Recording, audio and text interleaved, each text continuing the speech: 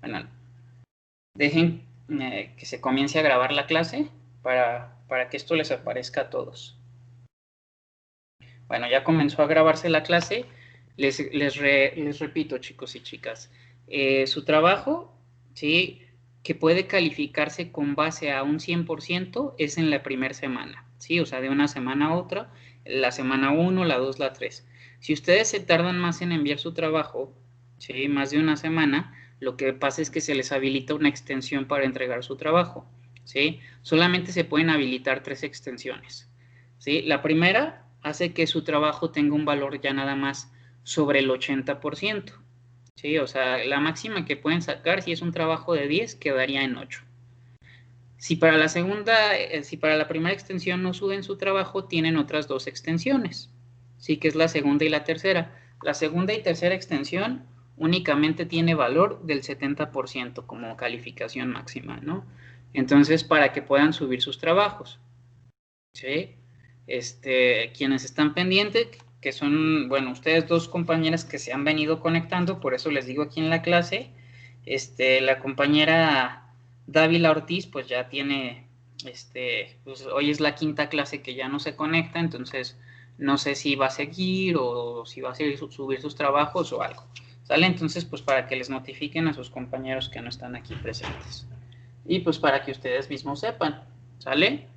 Entonces, vamos a continuar con la clase. De los pocos trabajos, bueno, de los 8 trabajos que ya califiqué, chicos y chicas, y que ya les mandé su retro, quiero hacer como nuevamente una retro general, ¿no? Para todos ustedes, ¿no? Y esta retro general, bueno, tiene que ver con...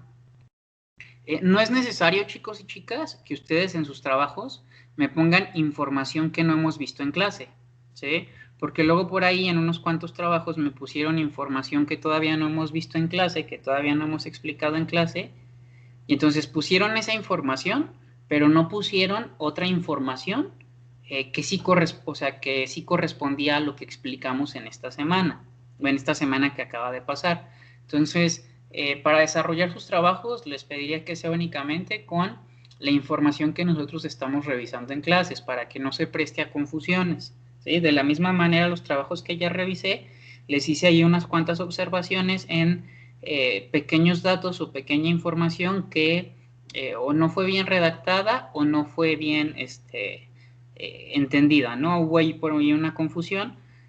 Por eso es lo bueno de estos trabajos, chicos y chicas, porque cuando ustedes hacen sus trabajos y yo los leo, pues me permiten ver a mí qué tanto entendieron la información, ¿sí?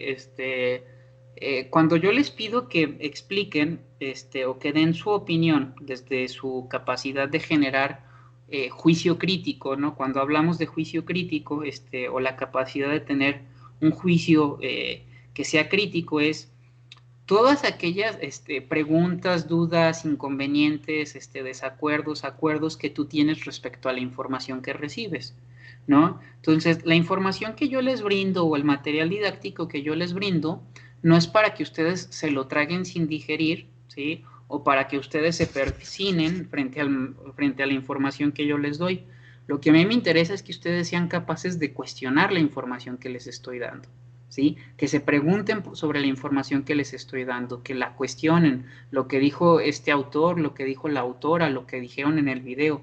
Esto que dicen en el video, eh, que sí se me hace que es real, ¿no? O sea, ¿con qué estoy de acuerdo? ¿Con qué no estoy de acuerdo, no? Porque dentro del video que vimos, pues ustedes podrían tener acuerdos y desacuerdos, ¿no? Podrían decir, bueno, estoy de acuerdo en esto, pero me sorprende esta parte de cómo se eligieron o cómo se redactaron ciertos trastornos, etcétera, etcétera, ¿no? O sea, lo que yo quiero cuando les pido que hagan, que redacten sus opiniones, sus pensamientos, no es que me copien y me peguen la información de lo que se vio en el video o lo que se vio en los artículos, sino a partir de lo que ustedes ven en los artículos y los videos, sean capaces de cuestionarse, de preguntarse cosas, de decir, bueno, alguien puede decir, incluso este video se me hizo muy radical, ¿no? O este video se me hizo totalmente de acuerdo, ¿no? Porque entonces, en mi historia de vida, no sé, mi tía le daban clonazepam y entonces veía que estaba todo el tiempo como como ida, ¿no? ¿Sí? O sea, como ida, como no reaccionaba, como que balbuceaba, etcétera, etcétera, ¿no? O, pues, me sorprende lo que vi en la información, sin embargo, yo tengo, no sé, un familiar que sí estuvo tomando antipsicóticos y le ayudó mucho porque tuvo un profesionista que lo envió al psicólogo y entonces me di cuenta de que el trabajo multidisciplinario entre un psiquiatra junto con un psicólogo pues es importante porque el psiquiatra ayuda como a regular a nivel bioquímico lo que acontece con el individuo, mientras en la terapia se trabaja con el simbolismo de la persona. No sé, ¿sale? Pero que ustedes sean capaces de desarrollar. Hubo personas, ¿no? Como la compañera Norma, de los trabajos que he revisado hasta ahorita, la compañera Norma Rodríguez, que hizo mucho esto, o sea, hizo mucho esto en relación a los videos y la información, habló de como de lo que ella pensaba, lo que a ella le sorprendía, estaba de acuerdo o en desacuerdo, ¿no? Entonces, como prestar atención a esos pequeños detalles, chicos y chicas. No les estoy diciendo que estén mal, ¿sí? Simplemente les estoy diciendo lo que me gusta que ustedes generen, ¿no? Que es esta capacidad de tener un pensamiento crítico, ¿sí? Que es el hecho puntual de que ustedes se cuestionen la información, ¿sí? No que la den como una verdad absoluta nada más porque yo se las dije, porque se las dijo otro maestro, porque, bueno, cada maestro tenemos una perspectiva, ¿no? Una formación dentro de la psicología. Cada uno de nosotros como maestros percibimos al ser humano desde un lugar, ¿no? Y entonces lo percibimos con base a nuestra experiencia, a la información que hemos leído, a la información que hemos estudiado, los enfoques que nos agradan, etcétera, etcétera, ¿no? Entonces, yo no busco que ustedes estén de acuerdo conmigo, ¿sí? Lo que yo busco es que ustedes generen pensamiento crítico. Y en el pensamiento crítico ustedes pueden ser capaces de coincidir conmigo o de no coincidir. Y no está mal, tampoco está bien, simplemente son diferentes puntos de vista, ¿no? Claro, siempre sustentándolo con pues, la información científica, ¿sí? O con el sustento científico de libros, información, etcétera. ¿Sale, chicos y chicas? ¿Cómo vamos hasta aquí? ¿Sale? Bueno, esta es una retro, seguramente vendrá una nueva retro cuando lea los demás trabajos, pero pues quienes no lo han enviado todavía, pues están en la oportunidad de, ¿sale? ¿Alguna duda, pregunta o cuestionamiento?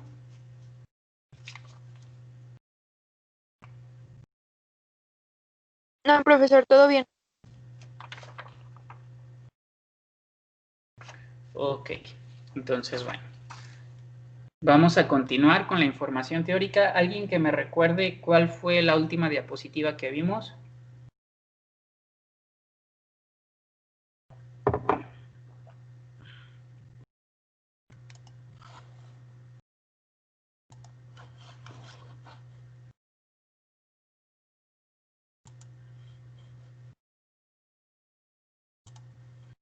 Pues en sí estábamos viendo el video, profe, el video del DSM. Sí, Solo pero esto que recuerdo. claro, pero antes de ver el video, compañera, estábamos con las diapositivas. Entonces, ¿cuál fue la última? Ah, ok.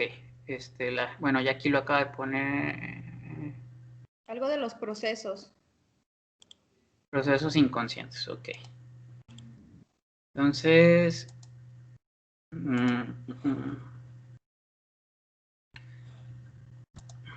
procesos inconscientes.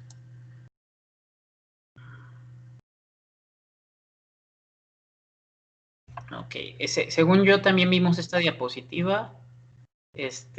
Miren, si recuerdo, vimos hasta la diapositiva número 12, pero vamos a compartir la pantalla para que me reafirmen la información.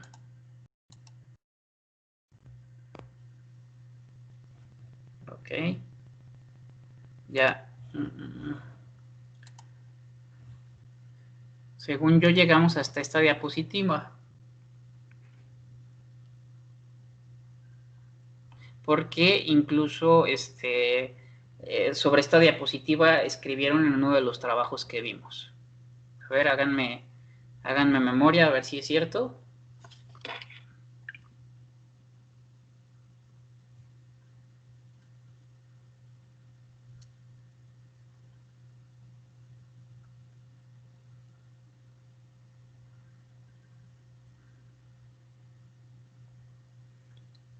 A ver, veo quién, alguien puso en el chat. Sí, sí llegamos hasta esta diapositiva. Sí, vamos a darle avance, hoy vamos a avanzar a la siguiente diapositiva.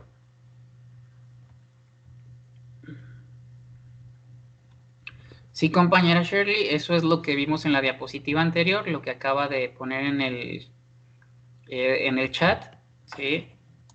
No es que lo que digamos esté mal o esté bien, simplemente es que la connotación que se le da en el medio social o en el medio ambiente en el cual tú interactúas hace que cierto tipo de comportamientos sean evaluados, ¿sí? De manera correcta o de manera incorrecta, ¿sí? Y entonces que en la medida en la que vamos creciendo, compañera y compañeros, vamos entendiendo, ¿sí? Las normas, usos y costumbres de nuestro medio ambiente, de nuestra sociedad, y entonces nosotros aprendemos a introyectar, ¿no? Ciertas normas, ciertas costumbres que tienen cierta connotación entre qué es lo correcto y lo incorrecto, ¿sí? Y entonces lo que ocurre entre lo correcto y lo incorrecto es que pues nuestro deseo pulsional muchas veces puede ir, por así decirlo, en contra de lo que es correcto o incorrecto dentro de una sociedad, ¿sí? Entonces, bueno, seguimos avanzando, un poco retomamos, ¿no? Lo que se habló la clase pasada, al final, ¿no? Por eso medio explicaba ahorita ahí eso que, con lo que cerramos la clase pasada, para dar comienzo, ¿no? Ya nos adentramos un poquito en la historia, ¿no? Muy brevemente del psicoanálisis, de Freud, de Viena, de los personajes con los que Freud, interactúa, ¿no? Y entonces, vamos al método psicoanalítico, ¿no? O sea, ¿qué surge como metodología, ¿sí? Para que se pueda llevar a cabo un proceso psicoanalítico, ¿sí? Bueno, de entrada para el psicoanálisis, o sea, el psicoanálisis que inicia con Freud, chicos y chicas, recuerden que el psicoanálisis también ha evolucionado, ¿no? Y entonces, en la actualidad, pues, el psicoanálisis puede tener, eh, pequeñas diferencias, ¿no? En relación a sus inicios con Sigmund Freud, ¿no? Entonces, bueno, pero el inicio del psicoanálisis tenía que ver con el diván y con la asociación libre, ¿sí? El diván es como esta sillón, como con una forma muy especial, ustedes no sé si lo conozcan, ¿sí? Que es con el que nos identifican muchas de las veces a los psicólogos, ¿no? O sea, hay esta asociación entre lo que es la psicología y la cuestión del diván, ¿no? Y esta imagen que pueden encontrar en diferentes, como dibujos animados, ¿no? De una persona recostada sobre un diván. Sí, sí los ubican, ¿verdad? Sí, maestro. Sí, maestro, Y, sí lo ubico. ok. Y bueno, lo que es la asociación libre, ¿sí? ¿Qué es la asociación libre, chicos y chicas? ¿Alguien sabe al respecto? ¿Les han hablado de esto?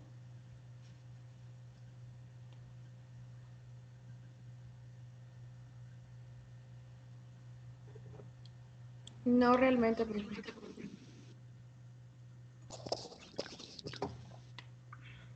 No, maestro. Ok, bueno, vamos a explicarlo. En la teoría del psicoanálisis, ¿sí? O en sus inicios del psicoanálisis, el paciente se recostaba sobre el diván, ¿sí? El analista se posicionaba detrás de, ¿sí?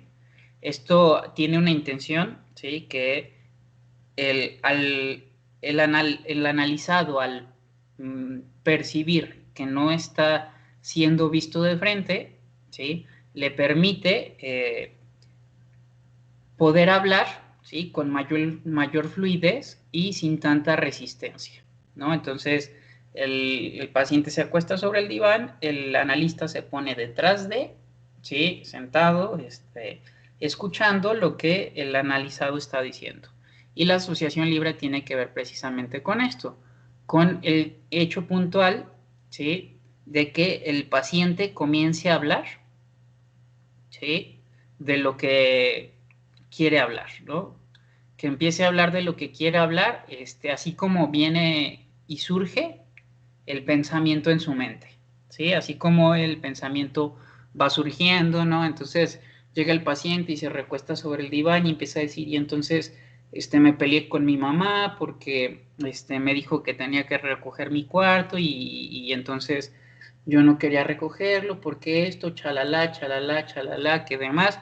Pero entonces la intención, ¿sí? Es que el paciente empiece a hablar sin, por así decirlo, sin hacer mucha pausa, ¿no? O sea, que conforme empiece a hablar y lo que venga a su cabeza, ¿sí? Lo empiece a decir, lo empiece a contar. Y entonces, vienen los lapsus, ¿sí? ¿Qué son los lapsus? Pues actos erróneos que surgen después de una larga cadena de asociaciones. Porque cuando nos encontramos en la asociación libre, ¿sí? Cuando el paciente comienza a hablar, ¿no? Y a decir esto, lo otro y aquello, chalala, chalala, y entonces puede decir, y entonces, odié a mi madre, ¿no? Ah, caray. Entonces, como decir en voz alta, ¿sí? Esta cuestión de odié a mi madre, pues quizás moralmente, ¿sí? En relación a las normas de la sociedad, en relación a lo que es una madre para una sociedad mexicana, ¿sí? Pues, cuando tú de repente estás en el análisis, ¿sí? Que implica, ¿sí? La asociación libre requiere que se verbalice cualquier idea que se nos ocurra sin ningún tipo de restricción, ¿no? O sea, que tú lo dejes salir, ¿sí? Sin ningún juicio, por así decirlo, ¿no? Pero en el acto de, tú puedes estar diciendo algo y de repente se te sale algo.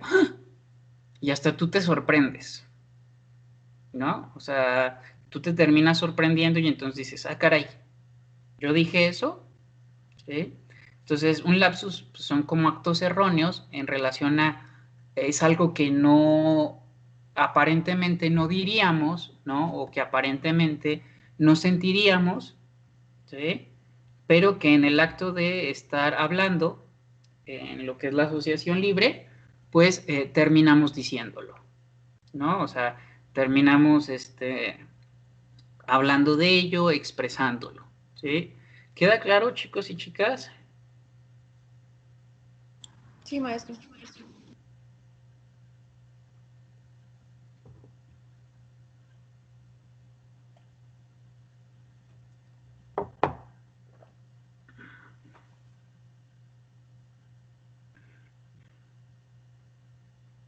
Ok, bueno, entonces seguimos avanzando. ¿Con qué más trabaja el psicoanálisis? ¿No? Que esto es muy importante. El psicoanálisis trabaja con los sueños manifiestos y los sueños latentes, ¿sí? Pero, ¿cuál es la diferencia entre un sueño manifiesto y un sueño latente? ¿Sí? Es muy sencillo. Los sueños manifiestos, chicos y chicas, es el sueño tal y como es recordado a la mañana siguiente, ¿sí? O sea, es un sueño, la manera en cómo tú recuerdas un sueño y cómo lo narras, ¿no? Entonces, la compañera, Shirley puede decir, ah, yo anoche soñé que, mi hermana, se iba de la casa, ¿no? Así, ese es el sueño manifiesto, ¿sí? Por así decirlo, o sea, así lo recuerda, así lo soñó, así lo platica. O sea, es tal y como lo recordamos a la mañana siguiente. Ahora, el sueño latente, chicas y chicos, es la interpretación, ¿sí? O lo que significa el sueño manifiesto. O sea, en relación al ejemplo que pusimos ahorita de la compañera Shirley, es qué significa, ¿sí? Lo que soñó la compañera en relación a que su hermana se iba de la casa, ¿no? O sea, ¿qué fue lo que soñó? O sea, ¿por qué soñó eso, no? ¿Qué significa que haya soñado eso? ¿sí? Entonces, el sueño latente tiene que ver con el significado del sueño manifiesto, ¿sí? Y entonces, en el hecho, hablando de los sueños, ¿no? En el análisis también hay algo que se llama los sueños restaurativos, ¿sí? Que el sueño tiene que ver con, muchas veces, pues, nuestro inconsciente siempre está trabajando, ¿sí? Aunque estemos dormidos, ¿no? Entonces, aquello que es como muy difícil de aceptar en la realidad puede ser escenificado en un sueño, que es la manera en cómo tu mente te está diciendo que aquello que tanto temías lo acabas de vivenciar en un sueño y, por así decirlo, pues que no te pasó nada, ¿no? Es como aceptar como la realidad, ¿no? O sea, los sueños restaurativos tienen que ver con eso. Entonces, a lo mejor la compañera de la hermana Shirley está a punto de casarse, ¿no? Y entonces, la compañera Shirley era muy apegada a su hermana y entonces comienza a soñar, ¿sí? Con lo que más tarde se va a volver una realidad, ¿no? Entonces el significado tiene que ver con eso, cómo su mente la está preparando, ¿sí? Para lo que va a acontecer, ¿sí? Para lo que se va a dar tarde o temprano y que pues para ella va a ser difícil o va a ser doloroso por el vínculo tan cercano que tenía con su hermana, pues porque aunque se sigan viendo y conviviendo, no es lo mismo que ya no viva ahí a que de vez en cuando los visite, etcétera, etcétera, ¿sí? ¿Queda claro esto, chicos y chicas? Sí, maestro. A ver, profe, yo nada más quisiera aclarar un poquito más este punto que acaba de mencionar de sueño restaurativo. Entonces, esto significa que, por ejemplo, si yo sueño algo de lo cual en mi realidad consciente me provoca cierto tipo de perturbación y después de soñarlo ya siento yo una tranquilidad de que, ok, no pasa nada. No sé si sientas cierta tranquilidad, depende de cómo te encuentres en el momento, pero sí es como tu mente te prepara, compañera, como para aceptar si eso pasa en la realidad, como por ejemplo, tú tenías un novio, ¿no? Y entonces ese novio termina contigo, ¿sí? Y entonces tú sospechabas, ¿no?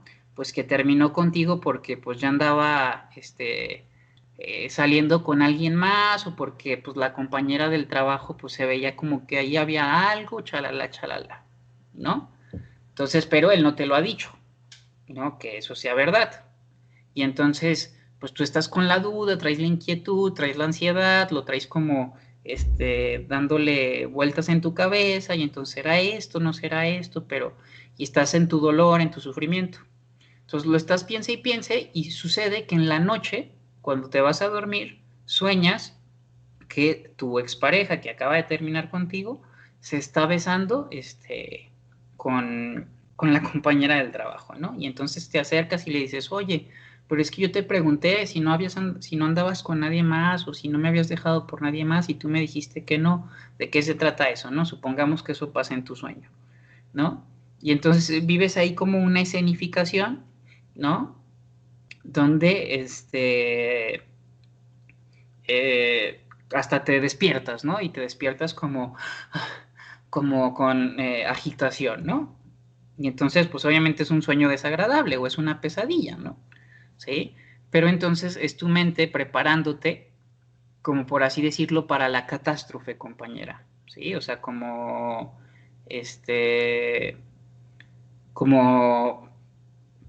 como si esto es real, o sea, si en algún momento tú ves su Facebook o ves el Facebook de ella y sale que tienen una relación o salen en una foto abrazados, qué sé yo, es como que tu mente ya te venía preparando, ¿no? Para esa posible situación, ¿sí?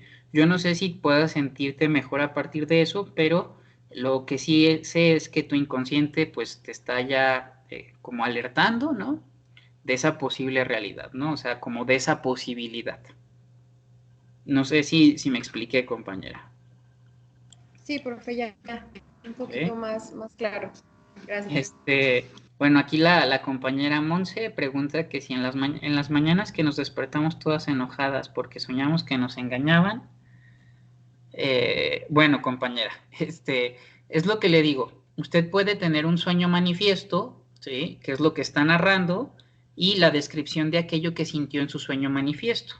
Y entonces no significa lo mismo para usted que para otra persona, porque entonces cuando usted habla de de ese sueño manifiesto, y usted habla del enojo que puede sentir a partir de que se dé eso, puede haber en la historia de su compañera, no lo sé, Leslie, o de su compañera Adriana, que ellas sueñan también lo mismo, pero ellas, lejos de despertarse enojadas, se despiertan angustiadas, o se despiertan con miedo, o se despiertan con tristeza.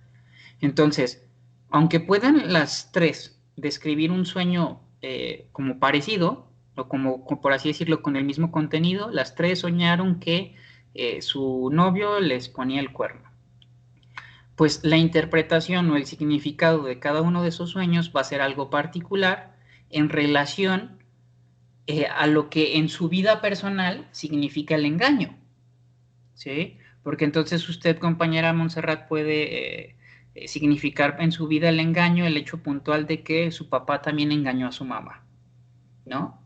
Y lo que para usted significa un engaño, ¿no? O en el hecho de la compañera Leslie puede significar que en la relación de sus papás hay una fidelidad muy acentuada y una cuestión moral de el respeto, el no engañar, chalala, chalala, ¿no? Entonces, el significado, ¿sí? El sueño latente del sueño manifiesto de cada una de ustedes va a ser algo distinto, ¿sí?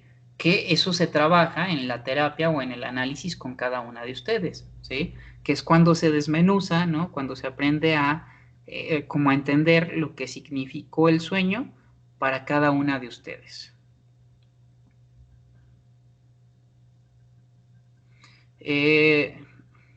La compañera Leslie pregunta, ¿también de un posiblemente un sueño de que una persona muere? ¿Eso quiere decir que mi mente me está activando?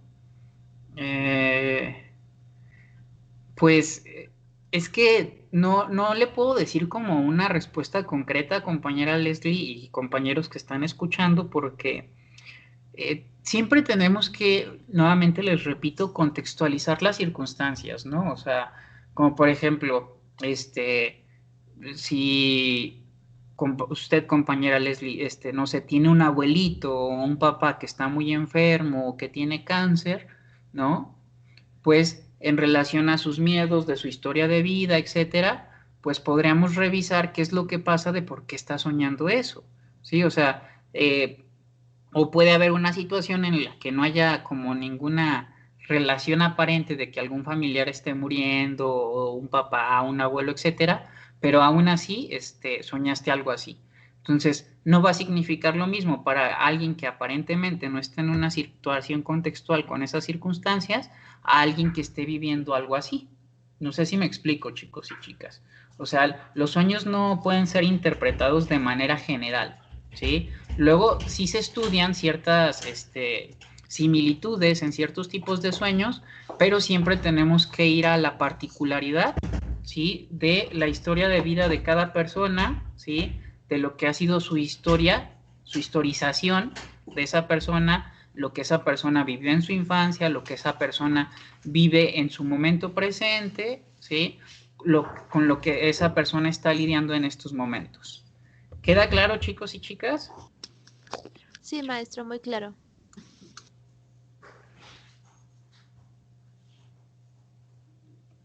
Sí, profesor, todo bien. Ok. Y bueno, seguimos avanzando. Entonces, en relación a las transferencias, chicos y chicas, y las contratransferencias, vamos a hablar de aquellos sentimientos, ¿sí?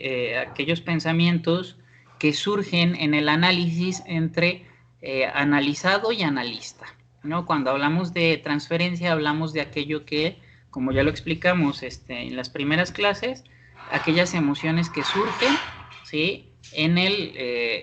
Del paciente a su analizado. Y cuando hablamos de la contratransferencia, hablamos de aquello que el analista puede sentir hacia su paciente, o hacia su analizado. Ahora, esto es un arma de doble filo. ¿Por qué me refiero que es un arma de doble filo? Porque si hay un terapeuta o un analista que tenga un proceso personal, que tenga ética, que haya estado en análisis, que haya ido a terapia, va a ser muy fácil que esta persona como analista identifique muy claramente, ¿sí?, sus síntomas neuróticos, cuáles son sus contratransferencias, cuáles son sus transferencias, qué lo conflictúa, qué no lo conflictúa, etcétera. O sea, una persona con un proceso terapéutico avanzado, que ha sido ética al ir a terapia, que se ha analizado, ¿no?, desde que estudió la carrera, posterior a que estudia la carrera, si está dedicándose a la clínica, que está en análisis, que está constantemente en terapia, va a ser muy fácil que aquello que el terapeuta identifica entre lo que él siente o lo que siente su paciente, ponerlo en juego o ponerlo en la mesa de la terapia como una herramienta, ¿no? Una herramienta que facilite el análisis, que facilite el proceso. ¿Sí? Y bueno, hablando a nivel transferencial, lo que se dice en la terapia es que cuando un terapeuta o una terapeuta hacen bien su chamba, ¿sí?, generan la empatía necesaria, la confianza necesaria, apoyan, acompañan al paciente en sus momentos de vulnerabilidad, etcétera, etcétera, lo que se va a generar a nivel transferencia, ¿sí?, del paciente hacia el analista, es una transferencia saludable, por así decirlo, ¿sí? Muchas veces se dice que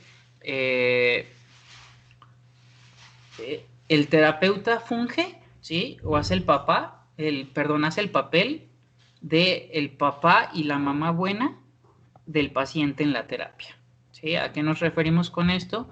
Que cuando el paciente sale a la luz su vulnerabilidad o está hablando de aquellas situaciones vulnerables y dolorosas que vivió en su vida, ¿sí?, lo que hace el terapeuta es hacer aquello, ¿sí?, que en su momento papá o mamá no hicieron, ¿sí?, para proteger a ese niño o a esa niña en su vulnerabilidad, en su dolor, en su malestar, etcétera, ¿no? O sea, el terapeuta está ahí, ¿sí?, para acompañar de manera empática, para escuchar, para visibilizar su dolor, su malestar, ¿no? Para decir, ¿no?, lo que se tiene que decir, ¿no?, en un proceso, ¿sí?, para que el otro, el paciente, sea capaz de resignificar su experiencia traumática, resignificar su dolor, ¿sí? Bueno, la compañera Leslie pregunta que si puedo repetir lo de la contratransferencia. La contratransferencia, compañera, es aquello que el analista siente hacia su paciente, ¿sí? También se dice en la teoría, chicos y chicas, que nos llegan a terapia, ¿sí?, los pacientes que atraemos en relación a nuestra propia historia de vida, ¿sí? Y entonces, por ejemplo, puede surgir que en la terapia yo sienta cierta emoción por un paciente que en relación a mi historia de vida tiene que ver con una transferencia con mi hermano, ¿no? Y entonces yo estoy teniendo una contratransferencia con mi paciente en relación al vínculo que tengo con mi hermano o en relación al vínculo que sentí con mi hermano, ¿sí? Y entonces, si yo no tengo trabajada esa transferencia con mi propio hermano en mi historia de vida, pues lo único que voy a hacer es que pues voy a joder más en el proceso a mi paciente. A diferencia de que si yo tengo trabajada esa transferencia con mi hermano, cuando la sienta en la terapia con el paciente, yo podré identificar que eso que estoy sintiendo no necesariamente tiene que ver con mi paciente, sino con lo que aconteció en mi historia de vida con mi hermano. Y entonces lo dejo de lado para centrarme en el malestar de mi paciente, ¿sí? O utilizar esa información a favor en la terapia para que el paciente pueda hacer uso de ello, ¿sí? Pueda hacer uso de ello y pueda procesarlo desde un lugar distinto. ¿Cómo vamos, chicos y chicas?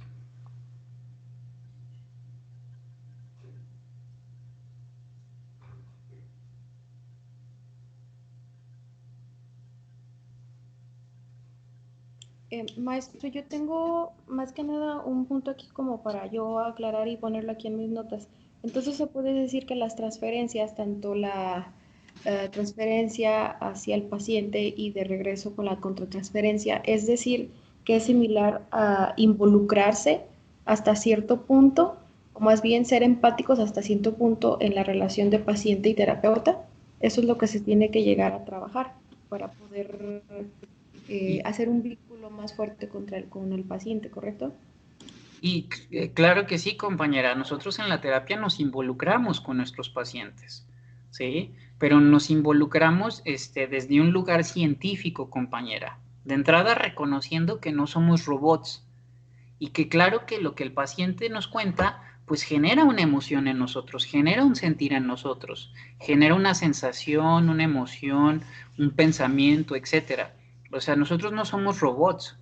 Y claro que lo que el otro nos diga en terapia, pues tiene un impacto sobre nosotros.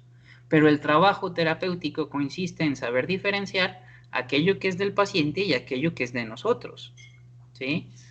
Y, bueno, por ejemplo, desde el humanismo, hablamos de la capacidad del terapeuta de ser auténtico, ¿sí? De vincularse con el otro de manera empática. Entonces, cuando yo les digo que el terapeuta hace la función del papi bueno y la mami buena, ¿sí? Pues a nivel contratransferencial, nosotros, por así decirlo, cuidamos desde cierto lugar, ¿no? La vulnerabilidad de nuestros pacientes en las cuatro paredes del consultorio, ¿no? Y entonces nos involucramos, ¿sí? Nos involucramos con el otro y entonces cuando el paciente está frente a un dolor, ¿no? Que tiene que ver con el vínculo materno, pues nosotros buscamos, ¿sí? Las palabras que el paciente necesita, ¿sí? De aquello que necesitó que en su momento su mamá le hubiera dicho y no le dijo, ¿no? Como por ejemplo, en algún momento una mamá le dijo a una hija, no llores, no seas ridícula. Y entonces cuando a la paciente le cuesta mucho trabajo en terapia llorar y expresar lo que siente, y llega un momento en que hay una catarsis y realmente puede expresarlo, pero se ve que está luchando, ¿sí? Con esto que su mamá le dijo que no debería de hacer y lo que está sintiendo, a lo mejor el terapeuta ahí con un tono de voz adecuado y demás, y en un momento puntual le dice, está bien lo que estás sintiendo, permítete sentir aquello que sientes. Está bien si estás triste, está bien si lloras, no sé qué tipo de reflejo ustedes le harían a su paciente, ¿no? Dependiendo de la circunstancia. Y entonces, a lo mejor en ese momento de vulnerabilidad, con esas pequeñas palabras que ustedes utilicen, la paciente se permite expresar lo que siente, ¿sí? Sin el juicio introyectado del discurso de su madre, ¿no? Y entonces se permite tocar con su dolor, se permite tocar con su llanto, ¿no? Y entonces en ese momento el terapeuta fungió como la mami buena, ¿sí? La mami buena que permitió que la paciente se expresara en la terapia, que pudiera expresar lo que sentía, su dolor, su malestar, etcétera. Sí, no sé si queda claro esto, compañera, para ir a la pregunta de la otra compañera.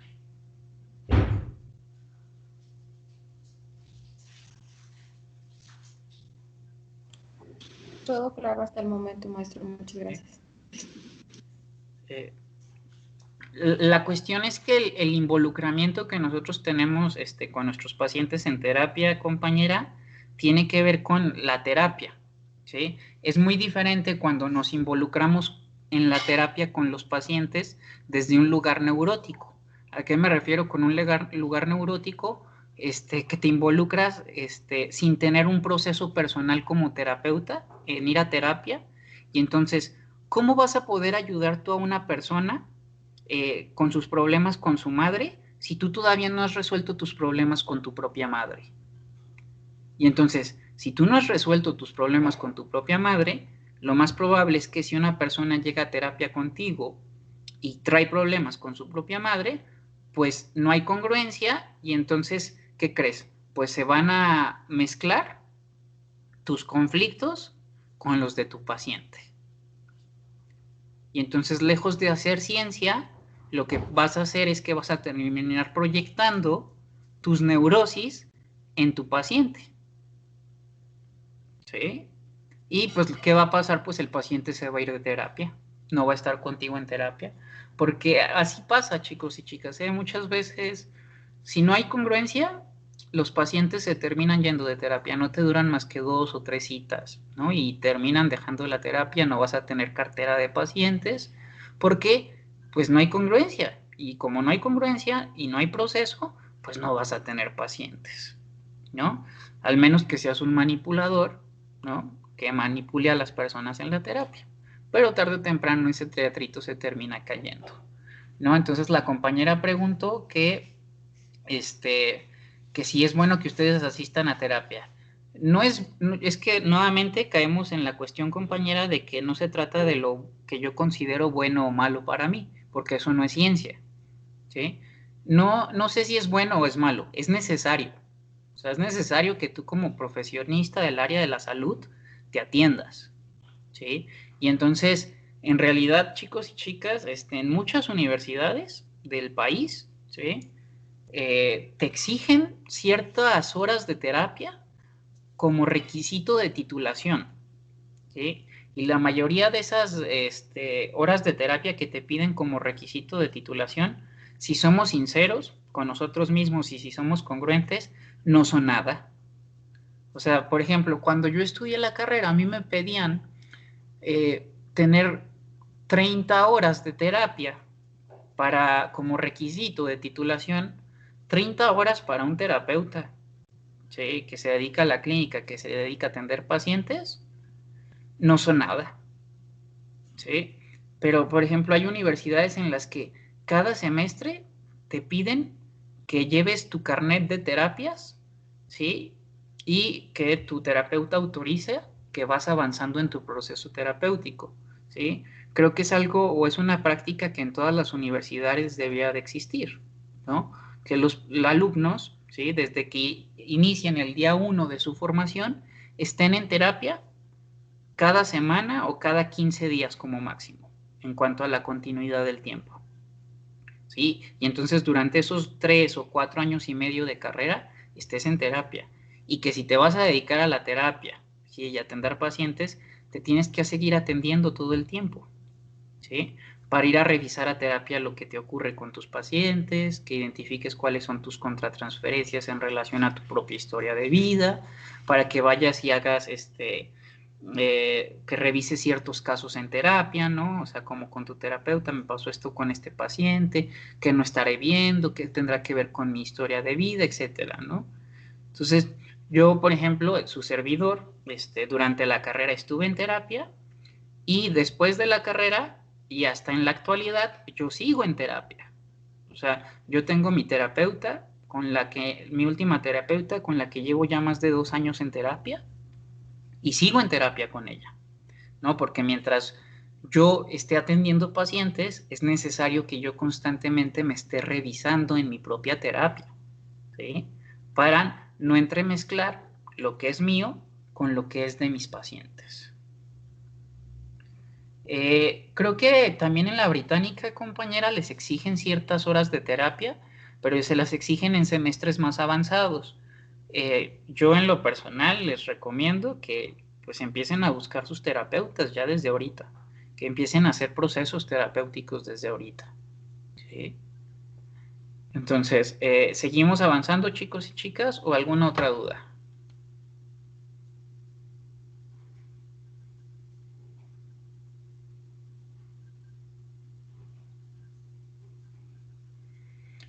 Ok.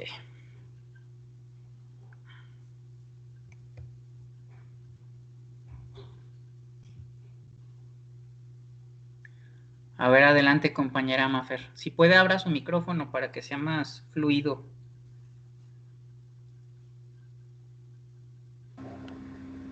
¿Cómo podemos encontrar un buen terapeuta? Porque, por ejemplo, a mí lo que me ha pasado es que he ido y no sé, así como que de repente ya no, o sea, como que ya no me atienden o ya no me hacen cita y me la largan.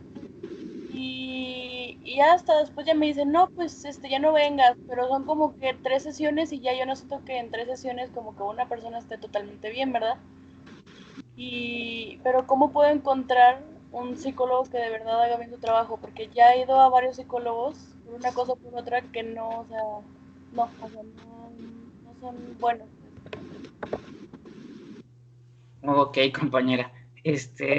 Pues yo la recomendación que le puedo dar es que busque un psicólogo que que tenga proceso, ¿no? O sea, un psicólogo con proceso es un psicólogo que ha ido a terapia. Por lo general, mire, yo le puedo decir que desde que yo egresé, siempre he tenido pacientes, ¿sí?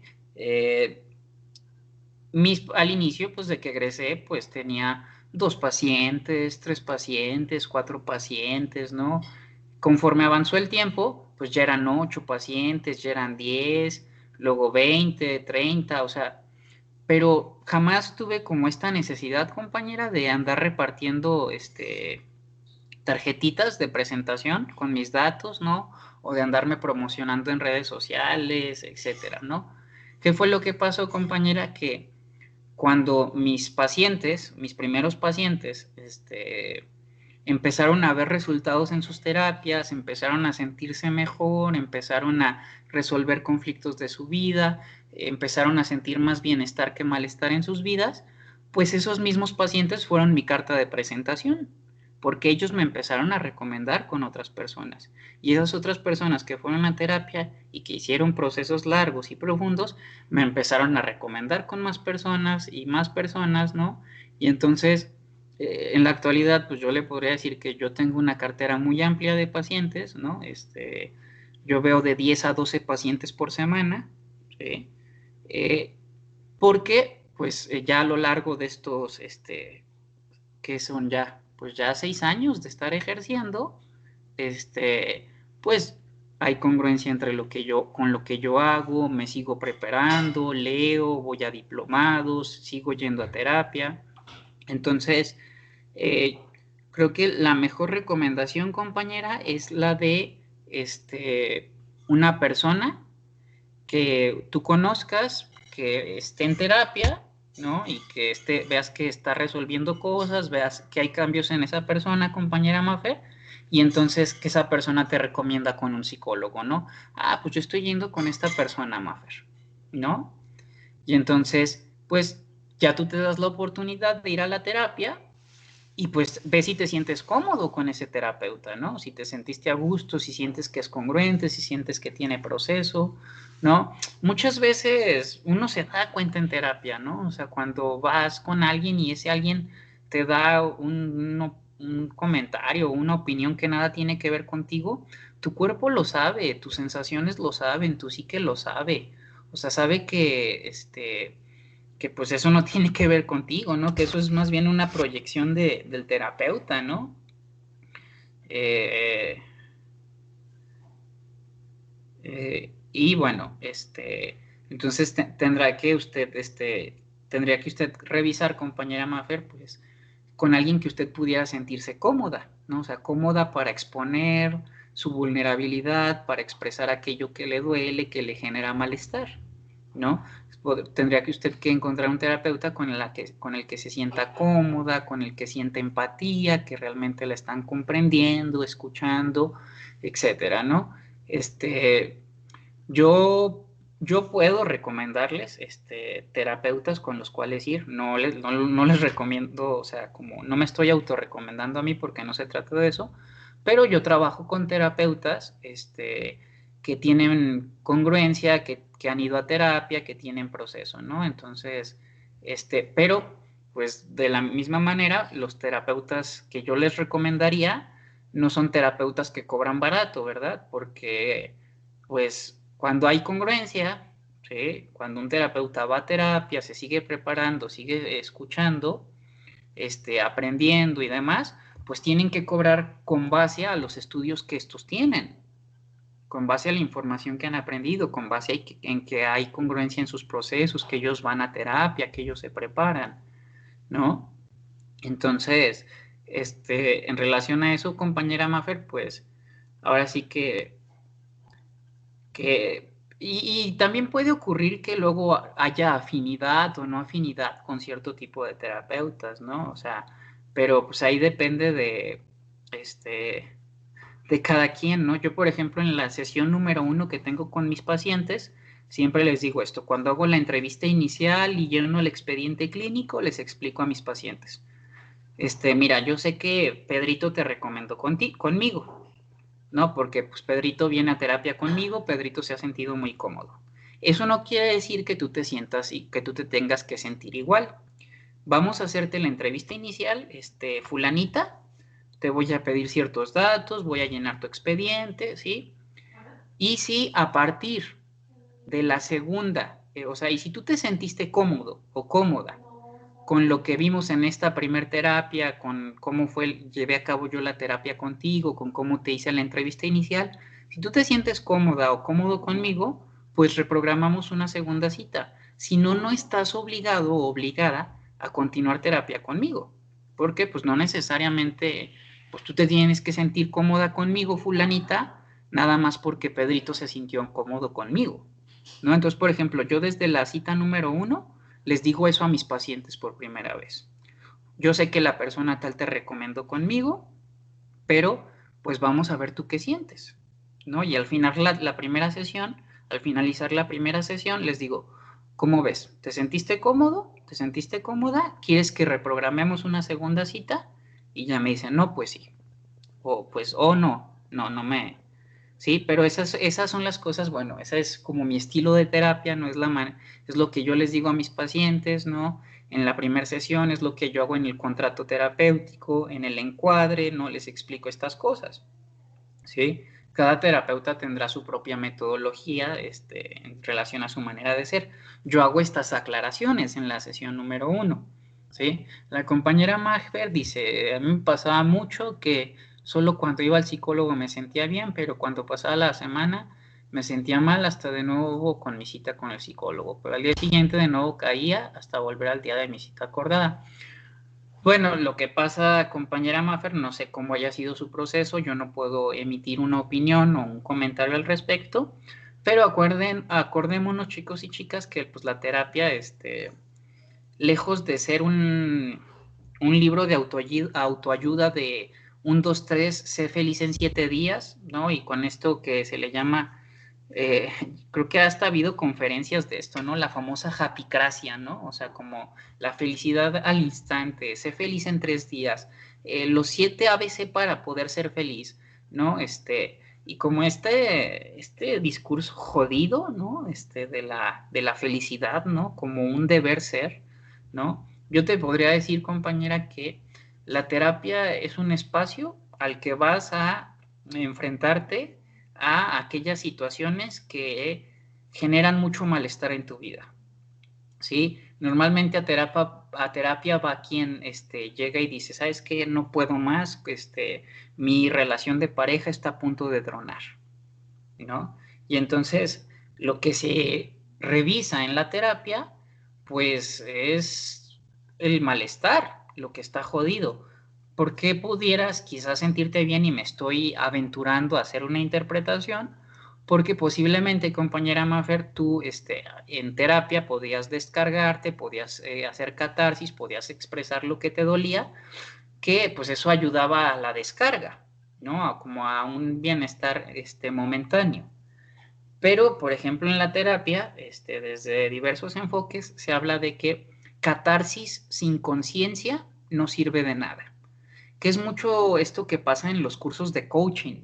O sea, son técnicas sumamente que te llevan a mucha catarsis, pero no hay conciencia después de ello, ¿sí? No hay conciencia de por qué tú sientes eso, no hay conciencia de por qué sientes ese malestar, de por qué lloraste, de por qué estabas triste, etcétera, etcétera, ¿no? Entonces, yo no podría como emitir un comentario o una interpretación certera, compañera Maffer, de tu situación, porque pues no sé qué pasaste en tus terapias, por qué te sentiste bien, por qué luego te volvías a sentir mal, si se trataba de que hiciste catarsis o si se trataba de que después de la terapia regresabas a tu mismo ambiente que era hostil, ¿no? Y entonces venía como el bajón, o si eran tus resistencias, ¿no? O sea, ¿qué pasaba con tus resistencias?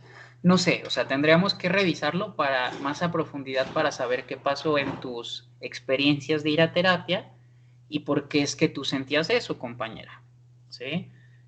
Claro que sí, de manera particular, si alguien está interesado, pues le puedo canalizar con profesionistas, ¿no? Que a mi juicio son profesionistas congruentes, que van a terapia, que tienen un proceso y que pues se ve en su cartera de pacientes, ¿no? Que siempre están llenos, que tienen mucha chamba, ¿sí? La compañera Yuriria pregunta, profesor, a mí me pasó que cuando fui al psicólogo, en lugar de que me ayudara, me perjudicó más y nunca supe el por qué. De la misma manera, compañera Yuriria, tendríamos que sentarnos a platicar, ¿no? O sea, como a más profundidad, porque usted considera que la perjudicó más y que nunca la ayudó, porque entonces pudiéramos en el proceso de platicar sobre su situación, pues descubrir si se trató de un terapeuta que no tenía proceso, que proyectó sus problemas en usted, ¿sí? O si se trató, por ejemplo, de sus resistencias, ¿no?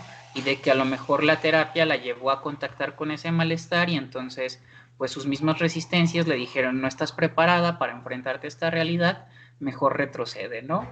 Pero no, o sea, te estoy poniendo nada más 2 ejemplos, compañera Yuriria, no quiere decir que eso fue lo que te pasó, simplemente estamos, como hablando de pequeñas hipótesis. Nos tendríamos que sentar de manera particular a hablar tu situación y ver qué fue lo que pasó, ¿no? ¿Por qué tú sentiste eso? ¿Qué te llevó a sentir eso? ¿A que te sintieras más perjudicada? ¿No? O sea, que esto que tú sientes es real. Yo no lo estoy demeritando. Ahora, tendríamos que explorar por qué tú sentiste esto. ¿Qué fue lo que pasó en tu experiencia terapéutica que te llevó a sentir esto, ¿no? O sea, lo que nosotros tenemos que trabajar como terapeutas y en relación a los comentarios que ustedes están poniendo, chicos y chicas, qué bueno que participan, es que nosotros no tenemos que dar por hecho nada. Nosotros no tenemos que suponer, ¿no? Y entonces cuando una paciente me habla de su tristeza, tenemos que explorar cómo es la tristeza en particular de esa persona. Porque si tú te vas con la finta de decir, está triste, bueno, continuemos. Tú lo estás entendiendo desde tu propia tristeza o desde tu propia referencia de lo que es la tristeza. Pero entonces cuando el otro te dice, estoy triste, porque mi mamá hizo esto, ¿y qué pasa con eso que hizo tu mamá? ¿Qué hace que a ti te dé tristeza? ¿Sí? Porque es tan importante que tu mamá actúe de cierta manera para ti, etcétera, etcétera, ¿no? O sea, nos adentramos a entender la emoción, el pensamiento, el sentir de nuestros pacientes, ¿sí? Desde su propia subjetividad, ¿sí? Desde la manera en cómo nuestro paciente percibe al mundo, percibe la realidad. Entonces, lo que nosotros tratamos de entender en terapia es precisamente la mirada con la que el otro mira, ¿sí? O sea, la manera en cómo el otro percibe, la manera en cómo el otro siente. Y para ello es muy importante que nosotros no demos por hecho que entendimos, que no demos por hecho que sabemos, sino que preguntemos, que seamos curiosos, que cuestionemos. No curiosos para chismear, sino curiosos para comprender, ¿sí? Para comprender a qué se refiere el otro cuando te habla de su tristeza en particular, porque no vivencia la tristeza de la misma manera la compañera Shirley, que la compañera Leslie, que la compañera Norma, que la compañera Yuriria. Nuevamente regresamos a esto de los sueños, ¿verdad? Ir a la particularidad de cada acontecimiento, de cada suceso, de cada persona. ¿Sí? La compañera Leslie dice que sí tuvo una buena experiencia con la terapeuta a la que fue, o a la terapia a la que fue. La compañera Shirley dice, de ahí lo malo que la gente piensa que terapia es ir solamente a desahogarse y por eso prefieren decirle las cosas a un amigo. Pues sí, compañera, pero esos son los estigmas que giran en torno alrededor de nuestra profesión, ¿no? Muchos de esos estigmas, en pleno siglo XXI, pues se han ido, por así decirlo, ¿cómo se los podré expresar? Pues desmintiendo, ¿no? O sea, desmentir qué es la terapia y qué no es la terapia, ¿sí? Por ejemplo, antes se consideraba que la terapia era para locos. Ahora ya no se habla de eso, no se habla de la terapia como un derecho a la salud emocional. Incluso si hablamos de derechos humanos, el derecho a la salud, al bienestar psíquico, ya es un derecho, ya no es cosa de locos, ¿sí? O las diferencias, ¿no? Entre lo que sí es terapia y no es terapia, compañera, ¿no? Si tú te quieres ir a desahogar y que alguien te dé su opinión, pues sí, vete a tomar un café con un amigo. Pero si tú quieres que alguien te dé su opinión científica sobre el problema que tú tienes, pues ve a terapia, ¿sí? Porque cuando hablamos de opiniones científicas no hablamos de lo que yo opino, ¿sí? De lo que yo pienso, sino de lo que se reflexiona a partir de sustentos científicos, de teorías científicas. ¿Vamos claro, chicos y chicas? Sí, maestro. Ok. Bueno, es muy agradable que la clase gire en torno a lo que van externando y lo que van comentando, chicos y chicas, porque cuando ustedes ponen ejemplos o cuando ustedes comentan algo, pues me dan la oportunidad de explicar a mayor profundidad la información. A mayor profundidad la información, ¿sí? Porque, pues, con los ejemplos que ustedes ponen podemos desarrollar más la teoría, ¿sí? Vamos a hablar del analizado, ¿sí? En este caso el paciente, chicos y chicas, ¿no? Entonces, el primer párrafo menciona lo siguiente. El analizado percibe la realidad desde su propia subjetividad, manera de entender al mundo, que es lo que les explicaba hace unos momentos, ¿no? La manera en la que tu terapeuta vives la tristeza no es la manera en la que tu paciente vive la tristeza. Entonces nosotros nos tenemos que adentrar a preguntar, a cuestionar y a observar lo que ocurre con nuestro paciente en su lenguaje verbal y no verbal cuando habla de su tristeza, ¿sí? Cómo reacciona, cómo es su lenguaje no verbal, se le va la voz, si se le entrecorta la voz, si traga saliva, si los ojos se le llenan de lágrimas, si se está a punto de venir el llanto y lo traga, ¿no? ¿Qué pasa en la historia de vida de esa persona? Porque cuando viene el impulso del llanto, el otro lo frena.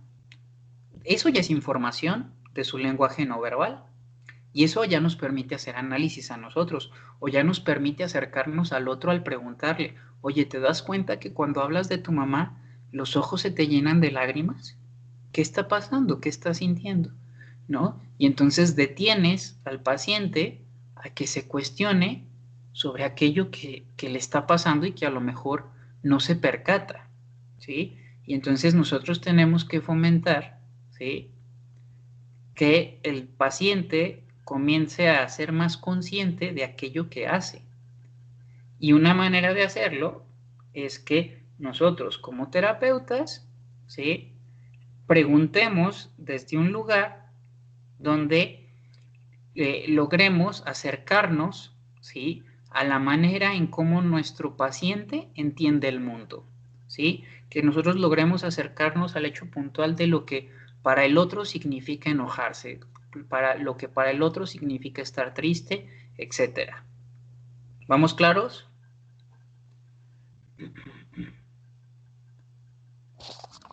Sí, maestro. Sí, y entonces lo que conlleva la terapia, chicos y chicas, es que el paciente va a intentar en el análisis recordar, pero en el acto de intentar recordar, pues van a surgir las resistencias, ¿sí? Porque evocar a la mente, ¿sí?, evocar al aquí y el ahora o a la realidad, aquello que estamos sintiendo, aquello que nos duele, aquello que nos genera malestar, pues no es cosa fácil. De entrada porque la mente a todo momento trata de protegernos del dolor, aunque esa negación del dolor es muchas veces la que nos produce más dolor, ¿sí? Y precisamente la terapia invita al otro a que te detengas en tu dolor, a que lo puedas a que te puedas apropiar de él, a que puedas analizarlo, a que puedas comprenderlo, ¿sí?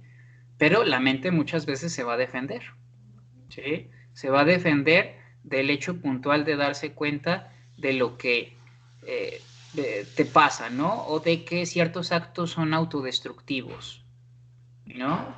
O de que estás en una relación de pareja súper conflictiva y entonces tu apego inseguro hace que prefieras no ver, no sé, a lo que tienes como pareja y cómo eso que tienes como pareja te lastima o te hace daño, porque, pues, como se dice popularmente, ¿no? Más vale, o sea, muchas veces preferimos no estar solos y mal acompañados, ¿sí? Porque la posibilidad de estar solos puede generarnos cierto vacío, ¿no? O sea, en relación al apego inseguro, y preferimos estar con alguien aunque pues las cosas no estén bien, ¿sí? Aunque o el mantenerte en ese estar ahí no contactas con tu vacío, pero sí estás en un constante malestar de pleitos, conflictos, discusiones, etcétera.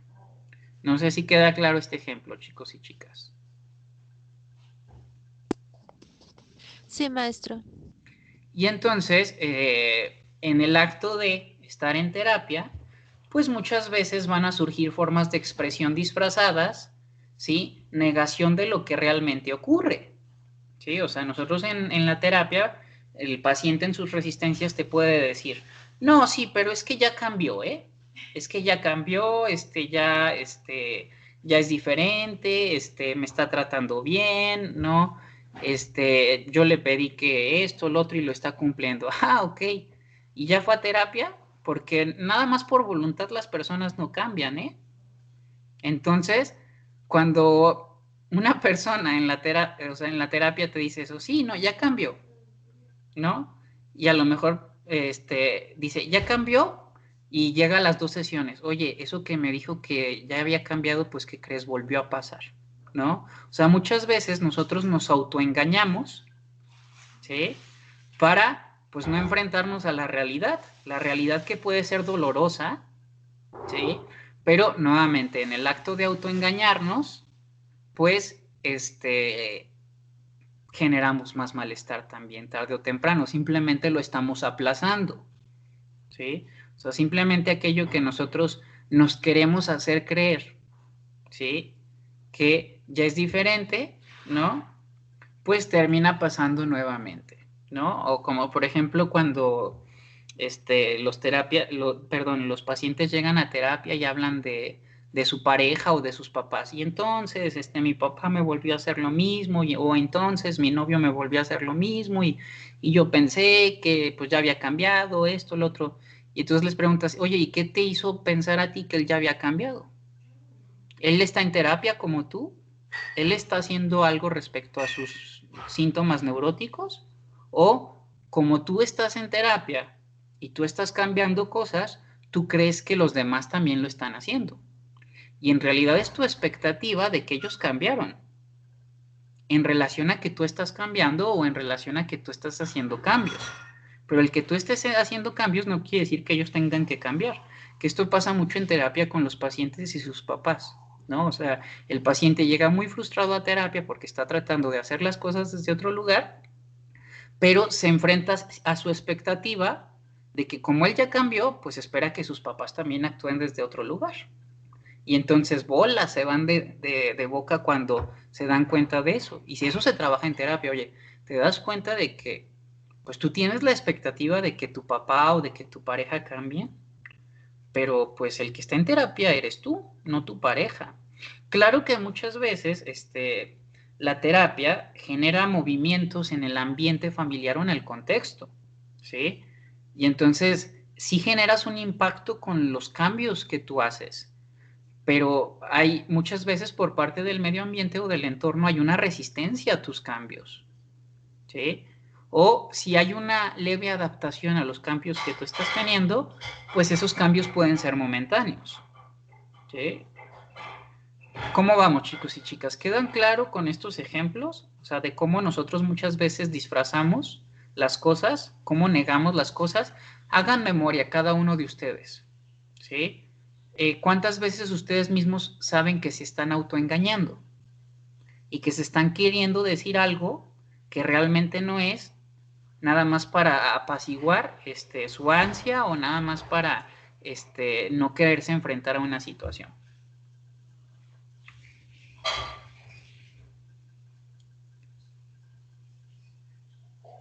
¿Qué pasó, chicos y chicas? ¿Todos se quedaron mudos? No, pues tratando de recordar y ponerlos en lista, maestro. Son muchas. Ok. Pongan el ejemplo de las parejas. ¿Sí? Pongan el ejemplo de las parejas, y vayan ahí. O sea, son ejemplos muy claros, ¿no? Cuando ha habido situaciones complejas donde van y vienen en la relación.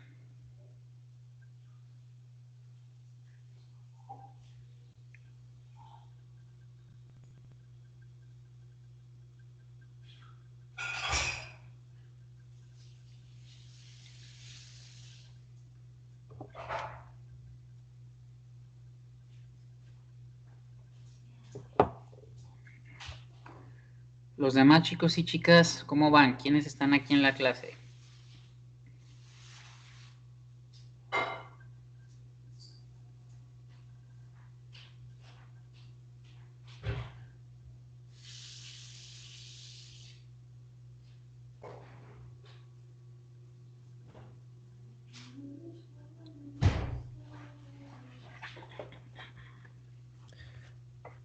Ok. ¿Sí?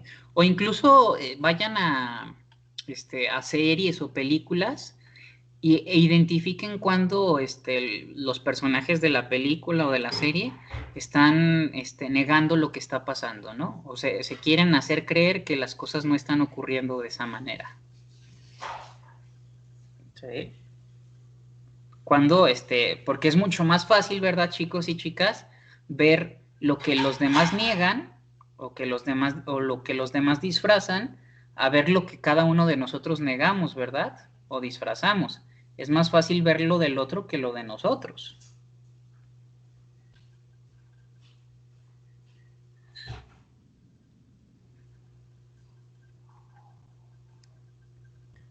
Bueno, entonces seguimos avanzando, chicos y chicas. Todavía nos quedan unos minutos en la clase. Vamos a hablar de la sexualidad, ¿no? La sexualidad que, a ver, la compañera tiene una pregunta antes de seguir avanzando. Entonces aquí puede entrar el victimizarse, pregunta la compañera Shirley. Sí, compañera, sí, ahí tenemos que saber diferenciar los momentos en los que sí podemos ser víctimas y los momentos en los que no somos.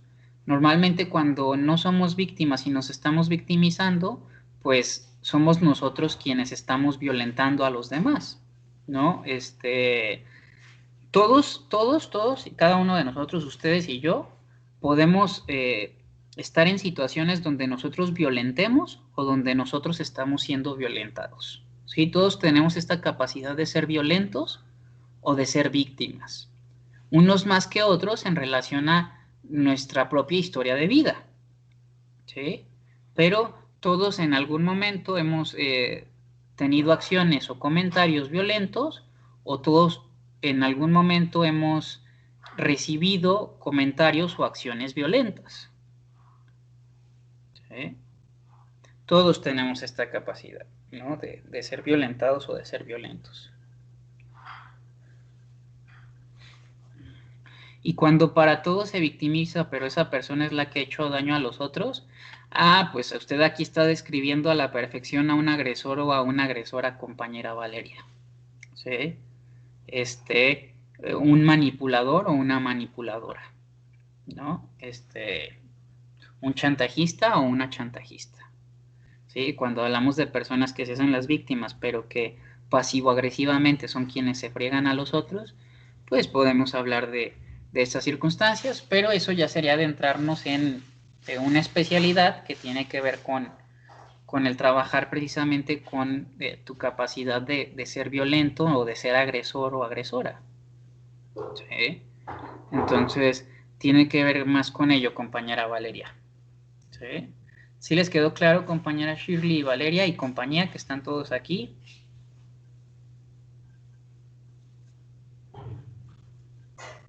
Sí, profesor.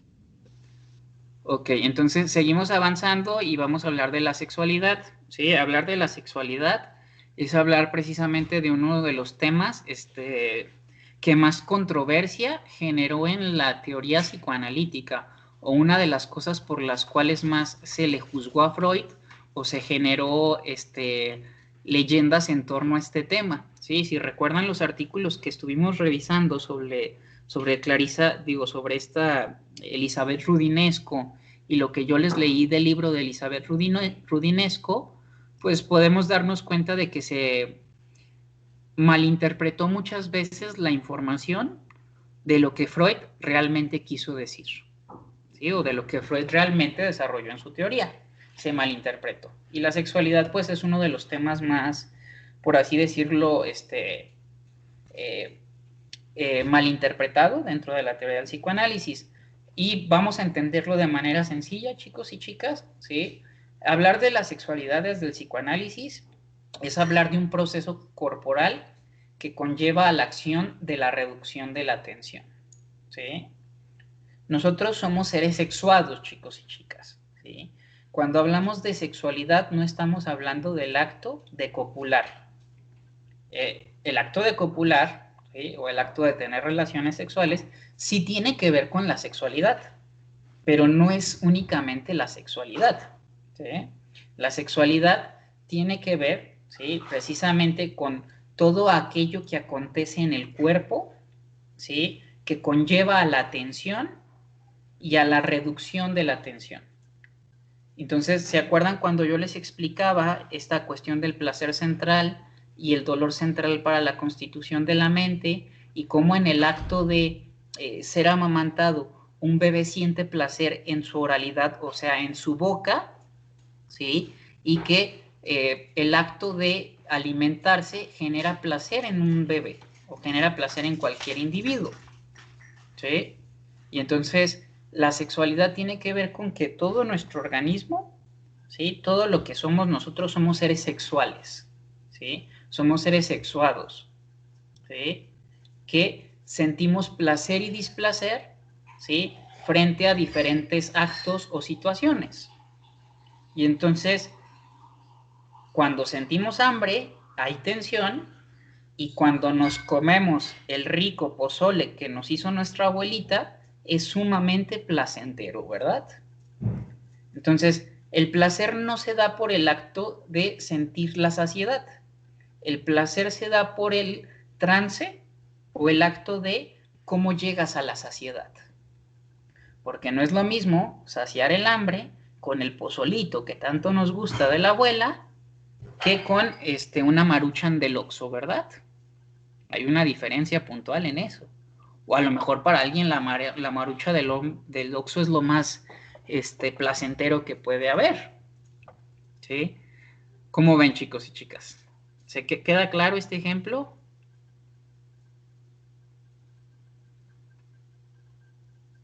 Sí, profesor. ¿Sí? A eso nos referimos con la cuestión de la sexualidad, ¿no? O sea, la sexualidad está involucrada en todo lo que acontece en relación a la tensión que se da en el cuerpo y la descarga de la tensión, ¿sí? O sea, los actos que realizamos para sentir placer. No únicamente por el acto de copular, sino placer en general en cualquier cosa de la vida, ¿no? Al escuchar una canción, al comer, al bailar, al jugar algún deporte, al jugar un juego de mesa, etc. ¿Sí? Cuando hablamos de la libido, ¿sí? Vamos a hablar de la energía emocional y psíquica derivada del impulso biológico de la sexualidad, ¿no? Y entonces, hablar de la libido, ¿sí? No, todos nosotros tenemos un impulso biológico en cuanto a la sexualidad, ¿sí? Un impulso que tiene que ver con nuestra parte de ser mamíferos, ¿sí? O sea, como este empuje, ¿no? Que nos hace movernos, ¿sí? Hacia lo que necesitamos. Pero la manera en cómo cada uno de nosotros saciamos lo que necesitamos tiene que ver con nuestra propia subjetividad, ¿sí? Con nuestra propia libido, ¿sí? Con la energía emocional y psíquica que deriva de lo que para nosotros en nuestra historia de vida es placentero o displacentero, ¿sí? Y entonces todos tenemos el impulso biológico, por ejemplo, del hambre, ¿verdad? Pero la manera en cómo, o de la sed, pero la manera en cómo nosotros sentimos placer o cómo saciamos la sed es diferente, ¿sí? Es diferente en cada uno de nosotros en relación a nuestra energía emocional y psíquica. ¿Por qué hablo de energía emocional y psíquica? Porque a lo mejor para la compañera Valeria, ¿sí? Sacia la sed con la coquita, ¿sí? Pero el que la compañera tome coca está asociada a un recuerdo de su infancia donde cada sábado su abuelito la llevaba a la tienda a comprarse su coca a la hora de la comida, porque el sábado era el día en que se permitía tomar refresco en la casa de los abuelos, ¿no? Y entonces ese placer que la compañera siente está asociado, ¿sí? A un vínculo emocional que tenía con su abuelo, ¿no? Y la asociación de ese recuerdo en su propia historia de vida, ¿no? Y entonces esta energía, este impulso que la compañera siente, está asociada a su líbido, a su energía emocional, a su energía psíquica. De la misma manera que, pues, a lo mejor para la compañera Adriana, la saciedad de la sed tiene que ver con el agua de horchata, tan deliciosa que su mamá preparaba todos los miércoles después de llegar de la escuela, ¿no? Y que la compañera llegaba los miércoles de su clase de educación física y esa agua de horchata de su madre le sabía a gloria, ¿no?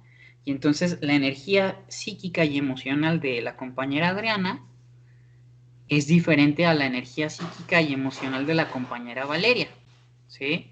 Y entonces, como los seres humanos, ya para terminar la clase, no actuamos por instinto, ¿sí? Sino que actuamos en relación a los simbolismos de nuestra propia historia de vida, ¿sí? Los seres humanos hemos dejado de ser animales instintivos y nos volvimos sujetos o animales pulsionales, ¿sí? Que la palabra pulsión en su origen tiene este nombre, trieb, ¿sí? Trieb significa instinto, impulso o pulsión, ¿sí? Aquí le subrayé la palabra pulsión porque es la palabra más atinada para la traducción de esta palabra. Hay palabras, chicos y chicas, que en otros idiomas no tienen traducción al español. Y entonces la palabra trieb se puede traducir como instinto, impulso o pulsión. Pero nosotros vamos a usar la traducción de la palabra pulsión para no confundirlo con el instinto animal, ¿sí? El instinto animal es muy diferente al, por así decirlo, al instinto humano, que es igual a pulsión o impulso. ¿Sale, chicos y chicas? Y vamos a hablar en la siguiente clase de lo que son las pulsiones, ¿sí? Vamos a explicar las pulsiones, vamos a ver de qué se trata esto de la pulsión que nos diferencia de los demás animales. ¿Cómo vamos, chicos y chicas? Ya para finalizar la clase, ¿dudas, preguntas, cuestionamientos, comentarios? Todo muy bien, maestro, ya apunté. Ok, si en el proceso de surgen más dudas, las pueden preguntar mañana, pero ¿dudas ahorita?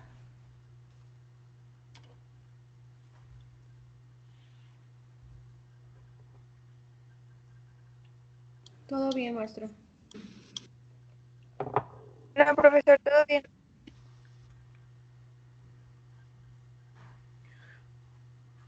Ok, chicos y chicas. Bueno, entonces para finalizar la clase, nada más, quienes llegaron a la clase de manera posterior, por favor anótense en el chat para agregarlos al pase de la lista.